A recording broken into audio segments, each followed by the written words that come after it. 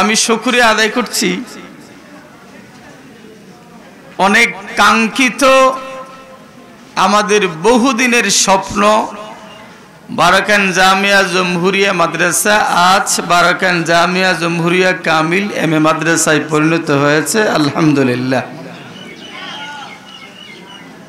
এই মাদ্রাসার ঐতিহ্য মাওলানা মোহাম্মদ আব্দুল কাদের সাহেব অনেক চমৎকার বলেছেন, এর পূর্বে যারা আলোচনা করেছেন খুব ভালো সুন্দর বলেছেন। এই মাদ্রাসার ঐতিহ্য আমি সংক্ষেপে একটি কথা বলতে চাই। এই মাদ্রাসার ছাত্র শিক্ষকদের আচরণ দেখে ব্যবহার দেখে অনেক মানুষ নিয়ত করেছেন ওনার ছেলেটা মাদ্রাসায় দিবেন। অনেক প্রতিষ্ঠানের শিক্ষকরা আফসোস করে যে এমন একটি মাদ্রাসার শিক্ষক আমি হতে পারি নাই। এই মাদ্রাসাটা মানুষের হৃদয়টা মানুষের কলব কিভাবে জয় করেছে আমি দু একটি মিসাল দিচ্ছি। এই মাদ্রাসার আমাদের একজন শিক্ষক ছিলেন, আজকে আমাদের মাঝে নাই, বহুদিন আগে বিদায় হয়েছেন মাওলানা মোহাম্মদ নুরুল আলম মুনিরি রহমতুল্লাহ আলাইহি, যিনি ডাকাতদের আক্রমণে শাহাদত বরণ করেছিলেন। ওনার ইন্তেকালের পর আমরা সকলেই জানাজায় উপস্থিত হতে পারিনি। পরবর্তীতে ওনার বাড়ি হচ্ছেন আনোয়ারা রায়পুর, এখান থেকে প্রায় 10 থেকে 12 কিলোমিটার দূরে ওনার বাড়ি। ওনার শাহাদতের পরে এই বারেখান মাদ্রাসার ছেলেরা এখান থেকে হেঁটে হেঁটে গিয়ে ওনার কবর জিয়ারত, ওনার কবরের পাশে কোরআনের খতম, বারাকাইন টু রায়পুর পর্যন্ত যত মানুষটা দেখেছে সবাই অবাক হয়েছে যে একজন শিক্ষকের প্রতি ছাত্রদের কেমন মহব্বত। 2 নাম্বার, আমাদের পার্শ্ববর্তী গ্রাম বরমসারা, যাকে আমরা হেড স্যার বলতাম, মাহমুদ মিয়া মাস্টার। আমি এতদিন বলেছি, এটা অন্যভাবে বলেছি, আজকে ডাইরেক্ট বলছি। আমাদের হেড স্যারের জানাজা হয়েছে, দাফন কাফন হচ্ছে, তখন আমরা অনেক কোরআনের খতম আদায় করে ফেলেছি, অনেক তাহলিল পড়েছি। স্যারের ইন্তেকালের 1 সপ্তাহ পর আমি নিজেই স্বপ্নে দেখছি স্যার রেশমি কাপড় পরিধান করে কবরে বসে আছেন। তো স্যারকে জিজ্ঞেস করলাম, স্যার আপনি তো নামাজ দোয়া তেমন পড়তেন না, দিনের কাজ তেমন করতেন না, আপনাকে নিয়ে সমালোচনা আছে, কিন্তু আমি দেখছি আপনি কবরে রেশমি কাপড় পরে কেমনে বসে আছেন। স্যার আমাকে স্বপ্নে বলেছেন তোমরা যে দাফন কাফন করার সময় তোমাদের যে কান্না, তোমাদের যে কোরআন তেলাওয়াত, তোমাদের যে তাহলিল, এই তাহলিলের কারণে, কোরআন তেলাওয়াতের কারণে আল্লাহ আমাকে জান্নাত দিয়েছেন, জান্নাতি রেশমি কাপড় আল্লাহ আমার কবরে পাঠিয়েছেন। এই ছিল বারেখান মাদ্রাসার ঐতিহ্য। আমরা যখন প্রথমে মাদ্রাসায় ভর্তি হয়েছি 15 থেকে 16 জন ছাত্র থাকতাম হোস্টেলে, 15 থেকে মাত্র 16 জন। মানুষের হৃদয়টা কেমন করে জয় করেছি।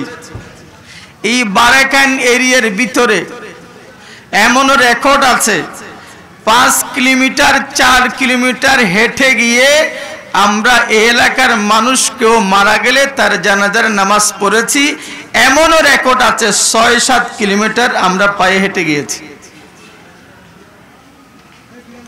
যার প্রেক্ষিতে আজকে এই বারাকান জামিয়া জমহুরিয়া কামিল মাদ্রাসা মানুষের চোখের পুতুলি, মানুষের হৃদয়ে স্থান পেয়েছে। আজকে এখানে বলা হচ্ছে সিনিয়র জুনিয়র। এই মাদ্রাসার ছাত্র যারা সিনিয়র জুনিয়র তাদের আমাদের বেলায় দুটো চিত্র ছিল। একটা চিত্র হলো আমরা যখন রুমের বাইরে আসতাম তখন কে জুনিয়র কে সিনিয়র এটা সম্মান থাকতো, শ্রদ্ধা থাকতো, সবকিছু থাকতো। কিন্তু আমরা যখন রুমের ভিতরে থাকতাম অন্য কোনো মানুষ বুঝতে পারতো না এদের মধ্যে সিনিয়র কে জুনিয়র কে। যখন বাইরে আসতাম তখন বুঝতে পারতো এ জুনিয়র এ সিনিয়র। এখনো যারা এই বারেকান মাদ্রাসার ছাত্র যারা বিদেশে থাকে, প্রবাসে থাকে, তাদের সাথে আমাদের মাঝে মধ্যে কথা হয়। বড় বিশাল বিশাল কঠিন পরিস্থিতি যখন ওরা সমস্যা যখন সমাধান করে, কথার মধ্য দিয়ে ব্যবহারের মধ্য দিয়ে যখন উদ্ভুত পরিস্থিতির সমাধান করে, তখন ওনাদের থেকে জিজ্ঞেস করে যে তোমাদের এই চৌকসতা, তোমাদের এই বুদ্ধিমত্তা, তোমাদের এই যে উপস্থিত বুদ্ধি এটা তোমরা কোথায় পেয়েছো? সকল ছাত্রদের একটা উত্তর, বারেকান মাদ্রাসায় না পড়লে এই যে চৌকসতা, এই বুদ্ধিমত্তা আমাদের কোনোদিন আসতো না। বর্তমানে যারা পড়ছো তোমরা এখন বুঝবা না, যখন এই মাদ্রাসার কামিল পেরিয়ে যখন কর্মজীবনে যাবা তখন বুঝতে পারবা এই মাদ্রাসাটার পরিবেশটা কেমন। এখন আমাদের করণীয়টা কি? আমি বর্তমান যারা আমার ভাইরা পড়ছো আমি দুটা দৃষ্টান্ত দিচ্ছি। একটা দৃষ্টান্ত হলো আমরা যখন প্রথমে টাকানে ভর্তি হয়েছি আমাদের সময়ে রেজাল্ট তখন তেমন ভালো ছিল না। একজন ছাত্রের রেজাল্ট পুরো মাদ্রাসাকে পরিবর্তন করে দিয়েছে।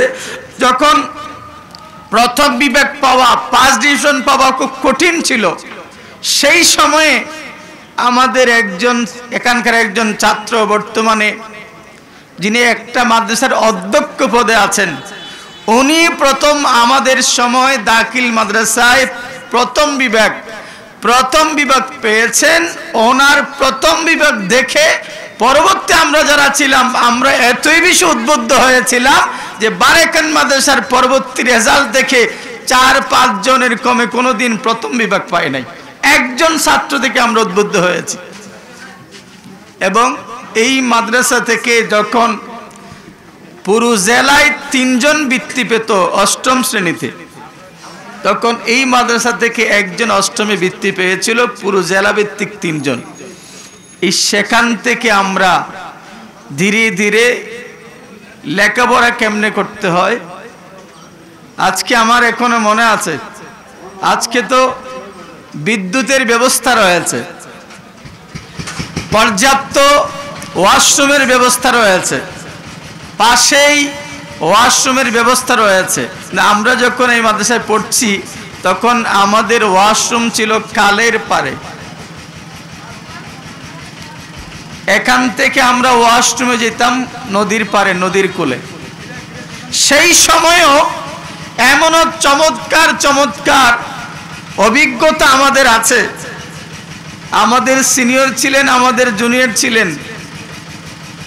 আমরা শেষ রাতে পরীক্ষার আগে প্রতিযোগিতা করতাম কাকে ঘুমিয়ে রাখবো আর আমি উঠে লেখাপড়া করব। এটা একটা প্রতিযোগিতা ছিল। এমনও ছিল একজন আরেকজনকে জিজ্ঞেস করছে, ভাই এখন রাত কয়টা? বলছে রাত এখনো 11টা, তুমি ঘুমাও। অথচ রাত তখন 3টা। ও যেন উঠে না পড়ে সেজন্য বলছে রাত এখনো 11টা, তাকে ঘুমে রেখে আরেকজন পড়তে বসছে। লেখাপড়ার একটা প্রতিযোগিতা ছিল। এমনকি যেই মসজিদ পাশে আছে, এই মসজিদ এক সময় অন্যরকম ছিল। মসজিদের পাশেই বাঁশবাগান ছিল, যেখানে রাত্রে আমরা বই পেয়ে যেতাম। কিছু ছাত্র কয়েকজন মিলেই তাহাজ্জুদের নামাজ পড়তে যেত, আর একজন বাঁশের উপর উঠে লাফ দিয়ে তার নামাজ ভাঙিয়ে দিত।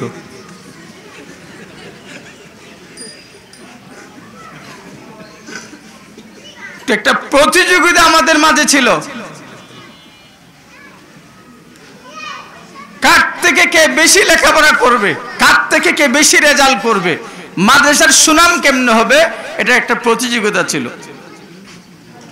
সহিহ বুখারী শরীফে ইমাম বুখারী রাহমাতুল্লাহি আলাইহি তারজমাতুল বাব করেছেন, ক্বালা উমর রাদিয়াল্লাহু তাআলা তাফাক্কাহু ক্বাবলা আন তুসাববাদু ওয়া ক্বালা আবু আব্দুল্লাহ ওয়া বা'দা আন তুসাববাদু ওয়া ক্বাদ তাআল্লামা আসহাবুন নবী সাল্লাল্লাহু আলাইহি ওয়াসাল্লাম বা'দা কিবারি সিন্নিহিম। ইমাম হযরত ওমর বিন খাত্তাব বলছেন, নেতা পরে হও, আগে জ্ঞান আহরণ করো।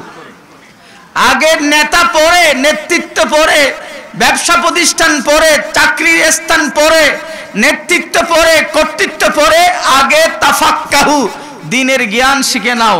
ইমাম বুখারী বলছেন, ওমর তো বলেছেন আগে জ্ঞান শিখো। আমি ইমাম বুখারী বলছি ওয়া বা'দা আন তুসাববাদু, নেতৃত্বে আসার পরেও, চাকরিতে আসার পরেও, কর্মস্থলে আসার পরেও তাফাক্কাহু, দ্বীনের জ্ঞান শিখো। وقد تعلم أصحاب النبي صلى الله عليه وسلم بعد كبر سنهم। প্রাক্তন ভাইদেরকে বলছি, আমার বয়সীদেরকে বলছি, এই তারজমাতুল বাবের খাসিয়ার মধ্যে আছে আমার নবীর সাহাবীদের মধ্যে এমন সাহাবীরা আছেন যারা 90 বছর হায়াত হওয়ার পরেও, বয়স হওয়ার পরেও 30 বছর সাহাবীর কাছে, 20 বছর সাহাবীর কাছে, 90 বছরের সাহাবী আমার নবীর হাদিস শিখতে গিয়েছেন। যিনি শিখতে গিয়েছেন ওনার বয়স 90 বছর, যার কাছে গিয়েছেন ওনার বয়স মাত্র 20 বছর, মাত্র 30 বছর, 40 বছর। এটা ইমাম বুখারী তারজমাতুল বাব করেছেন, কদ তাআল্লামা আসহাবুন নবী সাল্লাল্লাহু আলাইহি ওয়াসাল্লাম বা'দা কিবারি সিন্নিহিম, কিতাবুল ইলমের মধ্যে আছে। সুতরাং আমি যারা লেখাপড়া আছো, তোমাদের কাছে আমার করণীয় হচ্ছে একটাই, আমরা চাই এই বারাকান মাদ্রাসা কামিল হয়েছে, আমরা চাই এই বারাকান মাদ্রাসা বাংলাদেশের দারুন নাজাতকে অতিক্রম করুক ইনশাআল্লাহ। আমরা চাই এই বারাকান মাদ্রাসা বাংলার আজহার হিসাবে প্রখ্যাত লাভ করুক ইনশাআল্লাহ। এই জন্য বর্তমান যারা লেখাপড়া করছো, আমি অনুরোধ করব তোমাদের পড়া আর পড়া, বাকি আমরা যারা প্রাক্তন ছাত্ররা আছি, আমি অধ্যক্ষ মহোদয়ের সাথে কথা বলছি এবং যারা আছেন গভর্নিং বর্ণিত নাই, আমি থাকলে বলতাম, এক সময় আমাদের দেশের মাদ্রাসাগুলো কামিল স্তরে ছাত্র ভরপুর ছিল, এখন কামিল স্তরে ছাত্র ভরপুর নাই। তার পিছনে মাদ্রাসা কর্তৃপক্ষরা দায়ী। কারণ কামিল পড়ুয়া একজন ছেলেকে ফাজিল পড়ুয়া ছেলের সাথে, আলিম পড়ুয়া ছেলের সাথে, দাখিল পড়ুয়া ছেলের সাথে মিলানো যাবে না। যারা কামিলে পড়ছে, এ কামিল হয়ে গেছে, কামিলে যাচ্ছে, তাদেরকে, তারা যদি পড়তে চায় তাদেরকে ফ্রি পড়ানোর ব্যবস্থা করতে হবে। তারা যদি থাকতে চায় তাদেরকে ফ্রি টাকার ব্যবস্থা করতে হবে। তারা যদি দরস নিতে চায় তাদের দরসের ব্যবস্থা করতে হবে। ইমাম বুখারীর জীবনীতে আছে, তৎকালীন সময়ে বাগদাদে ইমাম বুখারী রাহমাতুল্লাহ আলাইহি যখন হাদিসের দরস দিতেন, ইমাম বুখারীর মজলিসে 20,000-এর চেয়ে অধিক ছাত্র মুহাদ্দিস উপস্থিত থাকতেন এবং এই 20,000 ছাত্রদের খাবার দাবারের ব্যবস্থা করতেন ইমাম বুখারী রাহমাতুল্লাহ আলাইহি। এইজন্য বলেছে, ওয়া ওয়ারিসা মিন আবিহি মালান কাসীরান ফায়াতাসাদদাকু ফি সাবিলিল হাদিস। ইমাম বুখারী ওনার আব্বা থেকে অনেক সম্পদের মালিক হয়েছিলেন, উত্তরাধিকার হয়েছিলেন। সম্পদগুলো কোথায় গেল? ফাকানা ইয়াতাসাদদাকু ফি সাবিলিল হাদিস। হাদিসের রাস্তায় ইমাম বুখারী পৈতৃক সম্পত্তি পাওয়া সবগুলো হাদিসের জন্য ব্যয় করেছেন। এমনও আছে বাগদাদের জমিনে ইমাম বুখারী দরস দিচ্ছেন, দিনের পর দিচ্ছেন, একদিন দরসে উপস্থিত নাই। ছাত্ররা দেখলেন, কিরে হুজুর আসতেছে না কেন? গিয়ে দেখলেন ইমাম বুখারী রাহমাতুল্লাহ আলাইহি শুধুমাত্র একটি জামা, ওই জামাটা ধুয়ে দিয়েছেন, দৌত করেছেন। উনি রুমের মধ্যে উলঙ্গ অবস্থায় আছেন, ওই জামা শুকালে সেই জামা পরে দরস দিতে আসবেন। পরে ছাত্ররা বলেন, আমরা টাকা তুলে আমাদের ওস্তাদের জন্য লেবাসের, কমিসের ব্যবস্থা করে দিয়েছি। এই জন্য বলছি, এই কামিলে যারা আসবে, আমার মাদ্রাসায় কামিল ক্লাস করতে আসে বলাটা ঠিক হবে না। আমার ক্লাসে যারা আছে আমার ক্লাসে যারা আছে আসার গাড়ি ভাড়া ওদের, যাওয়ার গাড়ি ভাড়া আমার। অনেকে হয়তো এটা লাইভ হচ্ছে, বলা ঠিক হচ্ছে না। ওদের কামিলে যারা আসেন আসার গাড়ি ভাড়া ওদের, যাওয়ার গাড়ি ভাড়া আমার। এই জন্য আমি কর্তৃপক্ষকে বলবো, আমার ওস্তাদদেরকে বলবো, আমি আমার যারা প্রাক্তন ছাত্র আছেন এদের সবাইকে বলেছি, মাসিক একটা শুধু হাদিসের জন্য, শুধু কামিল হাদিসের জন্য মাসিক একটা ফি প্রাক্তন ছাত্ররা এই মাদ্রাসার জন্য দিবে, শুধু কামিল হাদিসের জন্য। আমার সাথে যাদের যোগাযোগ আছে আমি সকলকে বলে দিচ্ছি, বিল্ডিং এর জন্য দাও আলাদা হিসাব, সালানা জলসা দাও আলাদা হিসাব, জেনারেটরের জন্য দাও আলাদা হিসাব, হোস্টেলের জন্য দাও আলাদা হিসাব। সব হিসাবের বাইরে একটা হিসাব রাখতে হবে, এই মাদ্রাসায় কামিল হাদিস বের করা হয়েছে, শুধু হাদিসের দরসের জন্য আমি মাসিক কত টাকা দিব সেটা হিসাব করে হুজুরের সাথে যোগাযোগ করার জন্য। এটা আমার বলে দেওয়া আছে, আমার বলেছি। এবং আমি গভর্নিং বডি এবং মাদ্রাসা আমার আসাদে যারা আছেন, আমার একটা ক্ষুদ্র পরামর্শ হলো, শুধু হাদিসের দরসটা ঠিক থাকার জন্য, হাদিসের তাখাসসুস ক্লাসটা ঠিক থাকার জন্য, যারা আসবেন তাদেরকে সম্মানী দেওয়ার জন্য, ছাত্ররা যারা পড়বেন তাদের যা যা প্রয়োজন এগুলো দেওয়ার জন্য আলাদা একটা ফান্ড করা হোক, যেটার নাম হবে হাদিস ফান্ড অথবা যেটার নাম হবে কামিল ফান্ড। এটা শুধু ওই খাতেই খরচ হবে, যা আমরা প্রাক্তন বাইরা যেগুলো দিব ওই কাজেই খরচ হবে। আমি অধ্যক্ষ মহোদয় এবং গভর্নিং বডি সহ সকলের খেদমতে আরজ রাখছি। একটা কথা বলতে চাই, কামিল খোলা বড় কথা নয়, আমরা কামিল খুলেছি আলহামদুলিল্লাহ, আল্লাহর দরবারে শুকরিয়া আদায় করছি। এই কামিলটা যেন কিয়ামত পর্যন্ত এই মাদ্রাসায় জারি থাকে, সেজন্য ব্যবস্থা করে যেতে হবে। এলাকার মানুষরা যারা আছেন, এলাকার মুরব্বীরা যারা আছেন, তাদের দৃষ্টি আকর্ষণ করছি। আমি আমার অভিজ্ঞতার জন্য বরিশাল ভ্রমণ করেছিলাম বিভিন্ন মাদ্রাসায়। এখানে কিছু মাদ্রাসা আছে, কোন মাদ্রাসার মধ্যে লেখা আছে 5 ফান্ড, কোন মাদ্রাসা আছে 10 ফান্ড, কোন মাদ্রাসা আছে 3 ফান্ড। আমি জিজ্ঞেস করেছি আপনাদের এগুলো 10, 12, 15 এগুলো কি ফান্ড?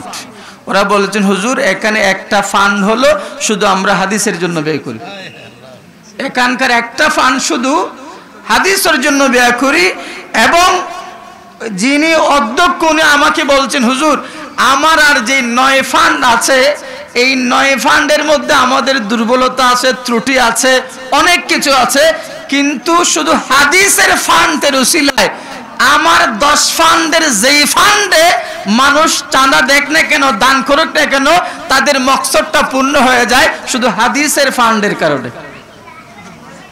সেজন্য আমি অনুরোধ করছি এলাকাবাসীকে, যদি বেতন ছাত্রদের সুযোগ সুবিধা না দেওয়ার কারণে যারা হাদিসের দরস দিবেন ওনাদের বেতন দিতে না পারার কারণে এই মাদ্রাসায় হাদিসের দরস তদরিসের ক্ষেত্রে যদি কোনো ধরনের হেরফের হয়, কিয়ামতের ময়দানে নবীর সামনে থেকে একজনও আমরা রেহাই পাব না।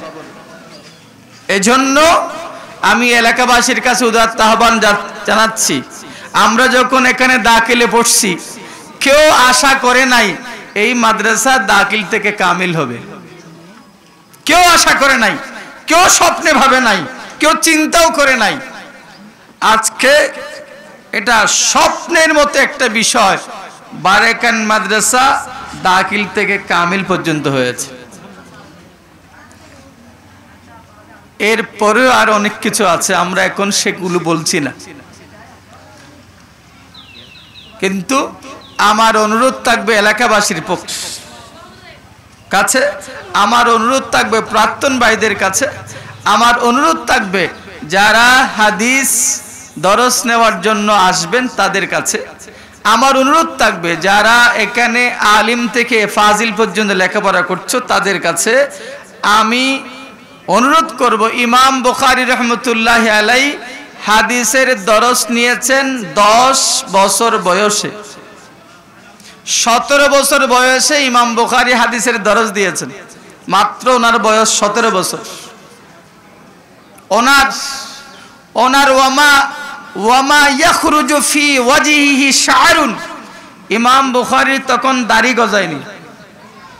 ইমাম বুখারীর মুখে তখন দাড়ি গজায়নি, এমন সময়ে ইমাম বুখারী হাদিসের দরস দিয়েছেন। আমি অনুরোধ করব, ফাজিলে যারা পড়ো, আলিমে যারা পড়ো, যখন আসাদে কেরাম বুখারীর দরস দিবে, হাদিসের দরস দিবে, তোমরা পিছনে গিয়ে বসবা, যেমন হাদিসের দরসটা যেন প্রাণবন্ত থাকে, হাদিসের দরসটা যেন জাকজমক থাকে, সেই অনুরোধটুকু তোমাদেরকে করব। এলাকাবাসীর কাছে আমি অনুরোধ রাখবো, যেখানে হাদিসের দরস হয়, যেখানে হাদিসের দরস তদরিস হয়, আর কিছু তাকুক আর নাই তাকুক, ওই এলাকার উপর প্রিয় নবীর তাওয়াজ্জু থাকে। এটা আল্লাহর বড় এহসান। উলামায়ে কেরাম সকলে বলেছেন, কোন মুহাদ্দিস যখন কালা রাসূলুল্লাহ সাল্লাল্লাহু আলাইহি ওয়াসাল্লাম বলেন, তখন ওই জায়গার দিকে নবীর নজর, নবীর তাওয়াজ্জু থাকে। কারণ কথাটা তো আমাদের না, কথাটা নবীর। বের হচ্ছে কাদরি সাহেবের জবান থেকে, বের হচ্ছে প্রিন্সিপালের জবান থেকে, বের হচ্ছে ভাইস প্রিন্সিপালের জবান থেকে, কিন্তু কথাটা রাসূলের। সেজন্য মুহাদ্দিস ইকরাম বলছেন, যেখানে কালা রাসূল বলা হয় সেখানে রাসূলের তাওয়াজ্জু থাকে। আমি আমার প্রাক্তন ভাইরা যারা আছেন তাদেরকে অনুরোধ করব, আমাদের দায়িত্ব অনেক বেশি, আমাদের দায়িত্ব অনেক বেশি, অনেক বেশি দায়িত্ব। এতদিন পর্যন্ত আমরা খেয়াল করেছিলাম ফাজিল, আজ থেকে আমরা খেয়াল করব এটা কামিল। ফাজিল পর্যন্ত আমাদের একটা সহযোগিতা থাকবে, কামিল হাদিসের জন্য স্বতন্ত্র একটা সহযোগিতা থাকবে। ফাজিল পর্যন্ত আমাদের একটা ডোনেশন থাকবে, কামিল হাদিসের জন্য আলাদা একটা ডোনেশন থাকবে। ফাজিল পর্যন্ত আমাদের একটা নজর থাকবে, কামিল হাদিসের জন্য আলাদা একটা নজর থাকবে। আল্লাহ আমাদের এই কামিলের দরস তদরিসকে, কামিলের স্তরকে আল্লাহ কবুল এবং মঞ্জুর করুক, আমিন। আমরা যা বলেছি, আল্লাহ যেন মুখে যা বলেছি আমরা যেন সেটা বাস্তবায়ন করতে পারি। আল্লাহ আমার প্রাক্তন ভাইদেরকে সেই তৌফিক, সেই সুযোগ দান করুক, আমিন। আসসালামু আলাইকুম ওয়া রাহমাতুল্লাহি ওয়া বারাকাতুহু।